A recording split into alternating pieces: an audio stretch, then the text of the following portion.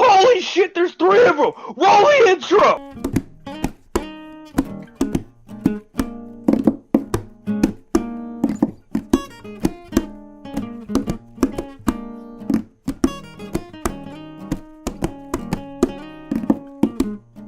Hey guys, what is up? Welcome back to the Hell If I Know podcast, episode 13, I believe we're on now. Hope you guys enjoyed your weekend as we come into this Wednesday. It's Monday for us, that's why I said the weekend, but into our Wednesday here. We actually have 3 of us today, as you can see on the screen by the talking faces. We have a Gengar fanboy and Zachary Plays Stuff. As always, what is up, everybody? As always, we have Mac and myself. That's Doug Dankadome, as I've been told, and I am Soviet Knuckles. So, we are going to be bringing you some fun gaming news and some funny stuff for this week. We're bringing Zach in because Zach's cool. He's a friend of ours, and we think he's going to bring a lot of good things to the podcast. May become a permanent member. You let us know in the comments what you think. If he's not back next week, you guys know what happened. Yeah, if he's not back next week, you know the decisions that had to be made. Salary cap and all. So, Mac, you had the first piece of news, so we can get the clickbait out of the way of a game we don't play. Yeah, Fortnite had a patch. Congratulations. There's a new sniper rifle, the heavy sniper rifle. Congratulations. I don't have stats on it because that game's shit. Next piece of news. I still think PUBG is better. I'm going to make that point every time I bring up Fortnite. I still think PUBG is a better game. So, we're going to talk about Fallout. Because if Zach listens to the podcast, which I think he does. I don't remember. No, he doesn't. I listen to the podcast. You'll know that we talk about Fortnite every time we talk. Fortnite or Fallout, dumbass? Fallout.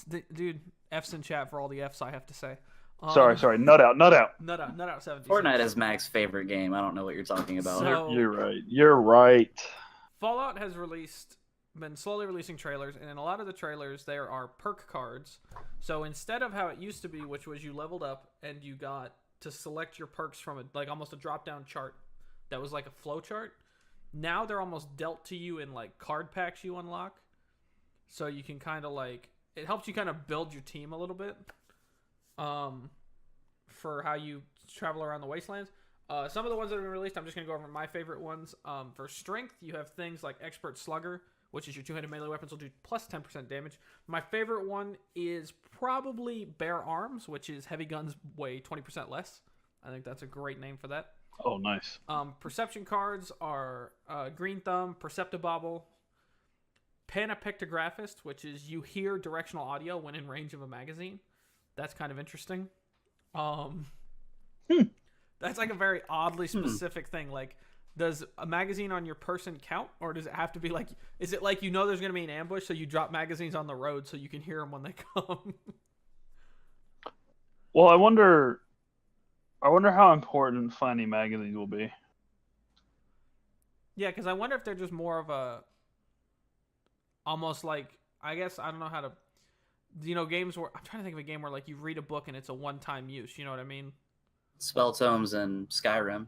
Yeah. Yeah. Whereas like you read it once and you get what's in it, but because like in all the other Fallout games, you read it and you get that buff, but you keep the magazine in your possession. Like in Fallout 4, I mean, my gas station was full of magazines. Like I had 3 full racks. So yeah. New Vegas, you could read a magazine and you'd get a a temporary buff. Yeah, and then Fallout 4 it was permanent. Like it was automatic. You gained it. Like you learned a skill. Yeah. If they're basing specific perks around magazines in and of themselves, I feel like it's going to play an interesting role going forward. Oh yeah, because people are going to kill each other over magazines. Shit happens, dog. There's professional drinker. That's part of your endurance. There's no chance of becoming addicted to alcohol. Give me that one. Never thought that I would want to live in the post-apocalyptic world. Here we are. Charisma has a lot of those have been shown so far. Things like the Lone Wanderer, Happy-Go-Lucky, Quack Surgeon, revive other players with liquor. That's kind of awesome. That's fucking awesome. That is literal cartoon shit right there. Spiritual Healer, you regenerate health for 5 seconds after reviving a player. Strange in Numbers, positive mutation effects are 25% stronger when teammates are mutated as well. That's kind of funny because I think that's been I haven't seen that talked about a lot, which is the mutations thing they were talking about. which is if you take enough rads now, you're going to become mutated, and they can be good mutations or they can be bad mutations. That's really cool, actually. That's the first time I've heard about that. Actually. That's cool. Animal Friend. This article says buff unknown, but let's be honest here. Animal Friend, if I remember correctly, meant that they didn't become aggravated towards you as much. Yeah, fucking animals don't become and you had a aggravated. chance Unless they're Deathclaws, because Deathclaws aren't animals, as we all know. You had a chance to buff... I think you had a chance to pacify them, too, as well. Like, if you aimed your gun at them, you could pacify them. Yeah. Squad Maneuver, run 10% faster when part of a team. Philanthropist, restore some of your team's hunger or thirst when you eat or drink. That's like... That'd be the funniest shit ever. Like, you eat a burger and you're like, you're not hungry anymore because you watched me eat the burger. You remember that before you bitch, okay? We're a team and we're not hungry anymore because I'm not hungry anymore. Which means that I don't have to share. Exactly. Strength, some of the funny ones were...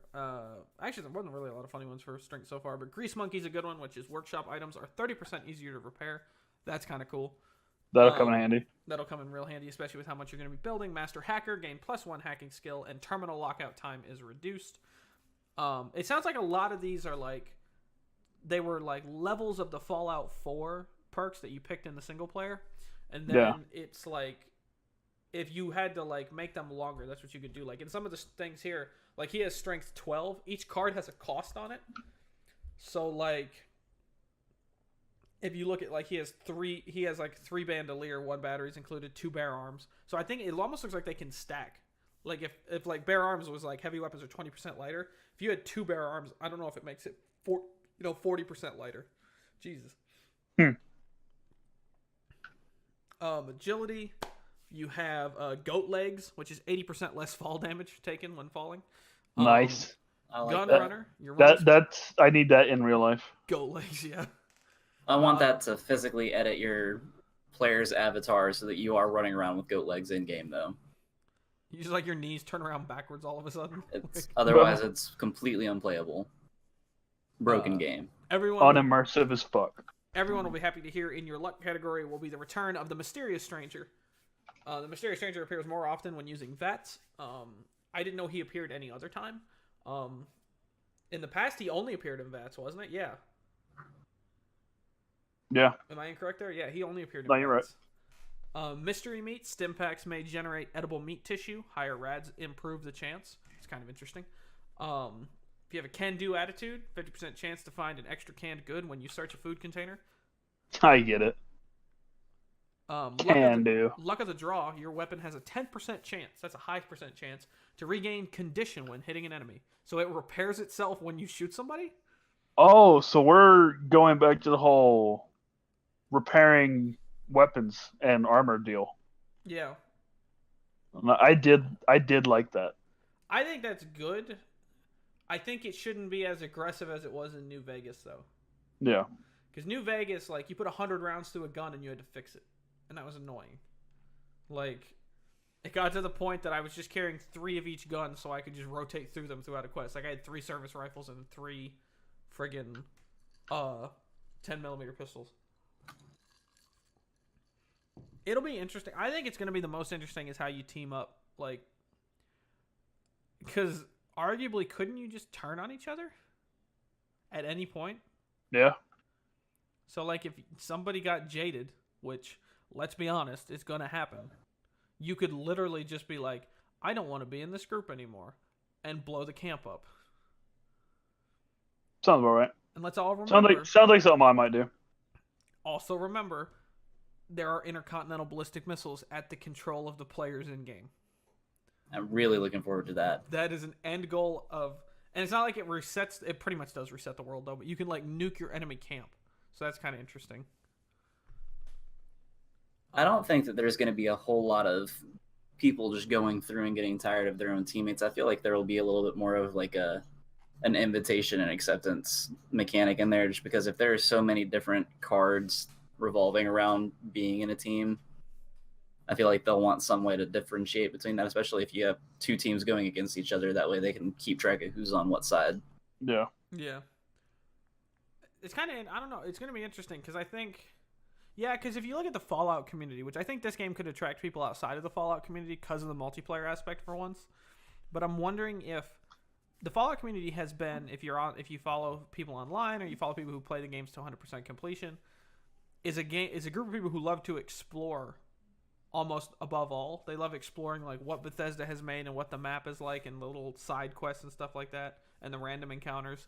So I feel like the early parts of the game and the people playing it publicly is gonna just be a lot of people being like, "Hey, let's go check out that mountain, or let's go search a cave."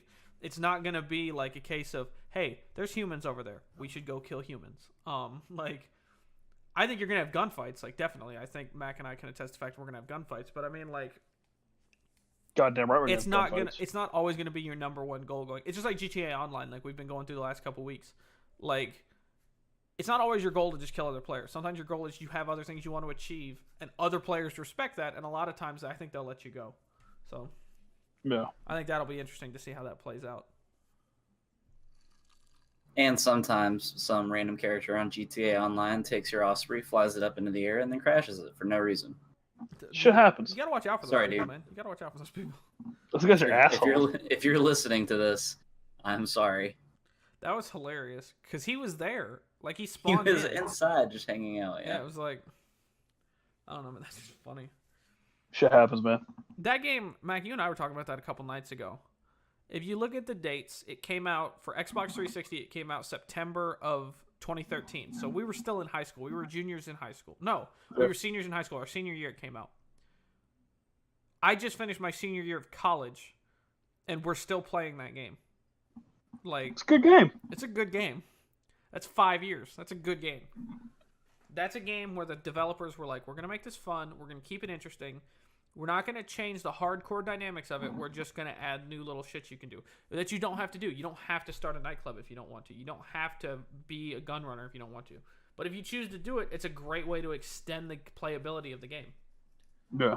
Especially because they have a flagship game coming out next year that is Red Dead Redemption 2, which is probably going to be one of the best games of next year.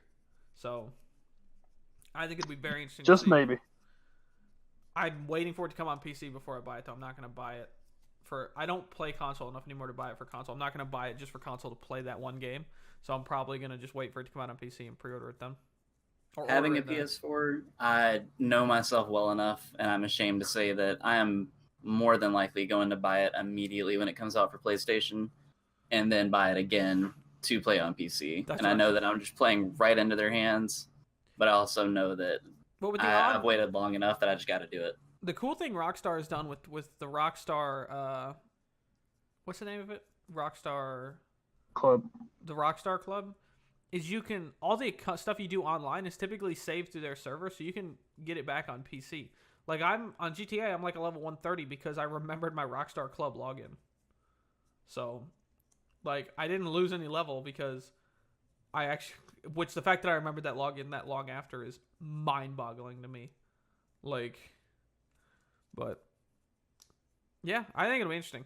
I've definitely already unlocked 2 things. There's 2 unlockables you can get in GTA Online if you're interested in getting them, which is there is the double action pistol, which is you'll get like a clue. You get an email of a location somewhere in the GTA Online map, and there's a clue there, and then you have to find the other 5. I think it's 5 clues.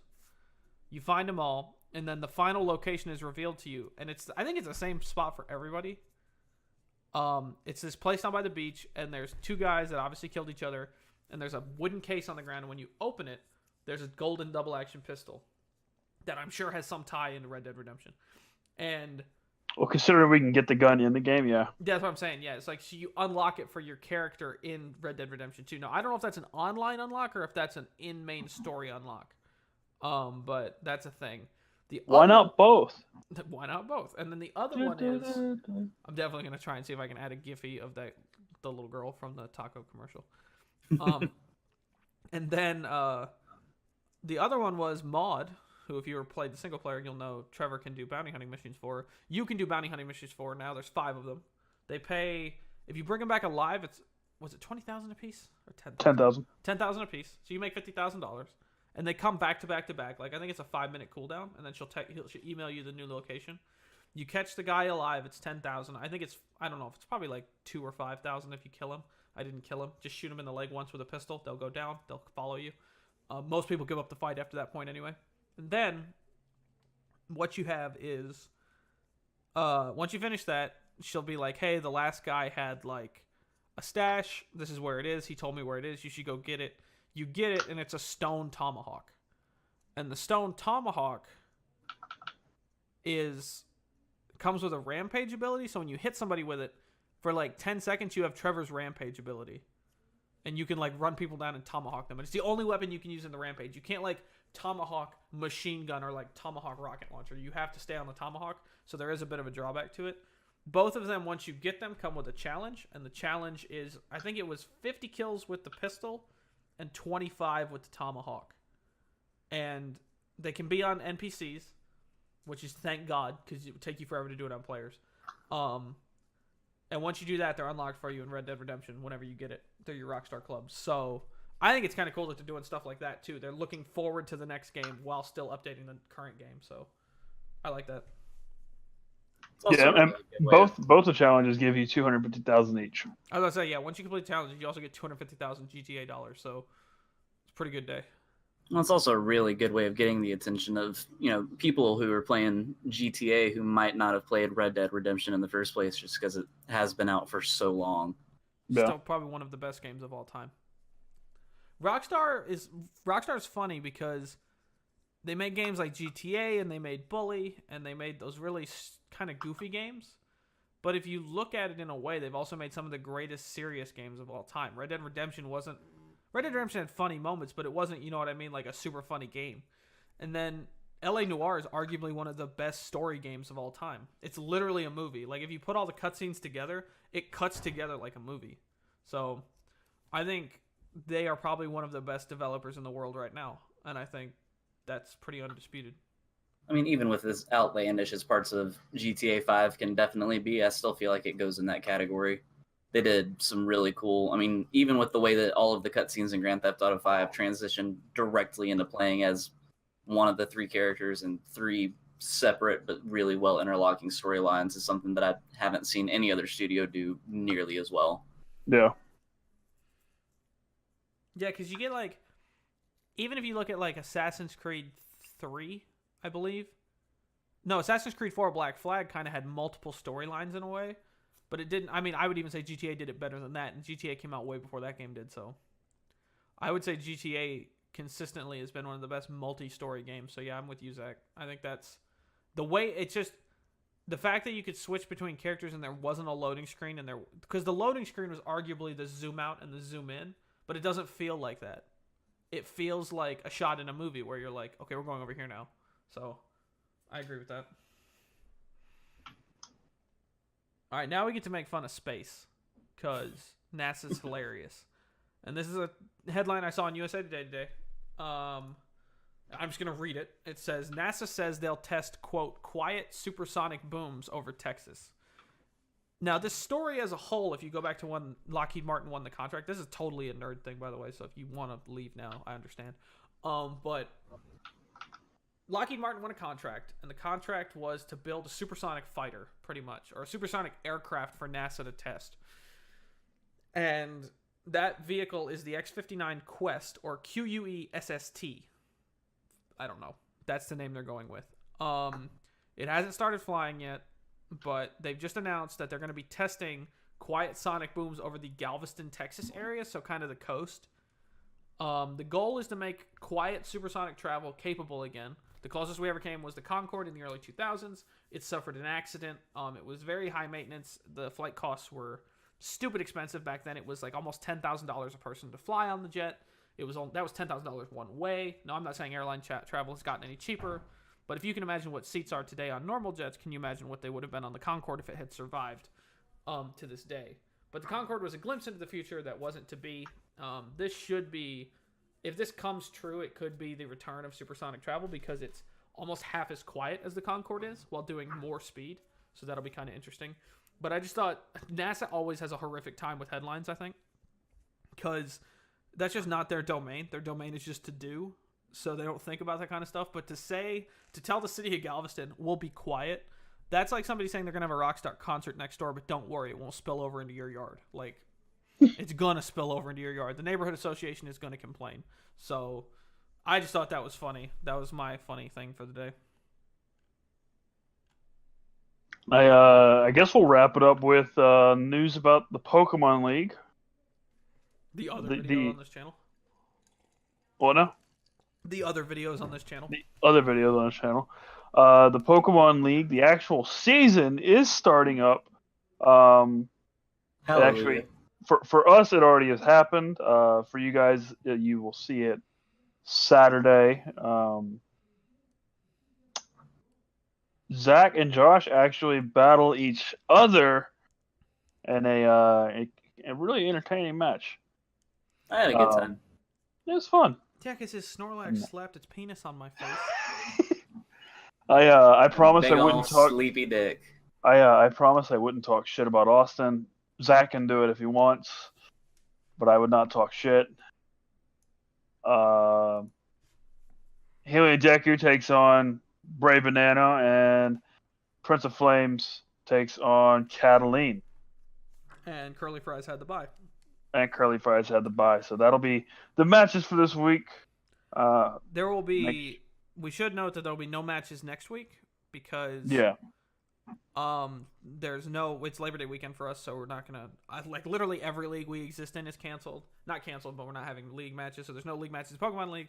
And something that Mac and I will probably bring up on the sideways sometimes coming up is our bowling league is also not meeting. So we just decided that no leagues on this weekend. So yeah, I think a good idea, Mac. And I'm just gonna talk about this on the podcast because who cares? It's about production. I would say we have we had 4 matches, right? And you have 3 videos. I would release 1 this weekend, 1 in the middle of the week next week, and 1 next weekend to spread them out. Okay.